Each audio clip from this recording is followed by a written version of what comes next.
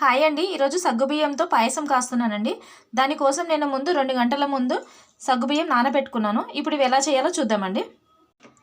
Stove on చేసి సగ్గుబియ్యం పొయ్యి మీద పెట్టానండి. నేను ఈ గిన్నెతో 1 గిన్నె సగ్గుబియ్యం తీసుకున్నాను. దీంతో 2 గిన్నెలు వాటర్ పోసుకున్నానండి. ఉడుకుతున్నాయండి సగ్గుబియ్యము. బాగా మెత్తగా ఉడికేదాకా ఉడికించుకోవాలి ఇవి.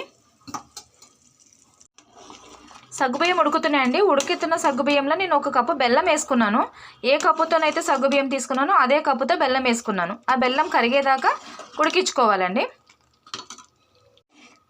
ఈ బెల్లం కరిగేలోపండి ఇలాచీ దంచుకుంటాను. నేను దానికోసం 5 ఇలాచీలు తీసుకున్నానండి. ఇప్పుడు ఇది దంచుకుంటాను. చూడండి బెల్లం కూడా కరిగిపోయింది. ఇప్పుడు ఇందులో దంచి పెట్టుకుని ఇలాచీ పౌడర్ వేస్తున్నాను. ఉడికిపోయిందండి. ఇలాచీ పౌడర్ వేసి ఒక 2 మినిట్స్ ఉడకనిచ్చాను. ఇప్పుడు స్టవ్ ఆఫ్ చేసుకోవచ్చండి. చల్లారిన తర్వాత కొంచెం గట్టి పడుతుంది ఇది. అంతే అండి. ఒకసారి ట్రై చేసి చూడండి, చాలా బాగుంటుంది. ఇందులోకి ఎటువంటి పాలు అలాంటివి ఏమి అవసరం లేదండి. ఉట్టి బెల్లంతోనే కాసుకోవాలి.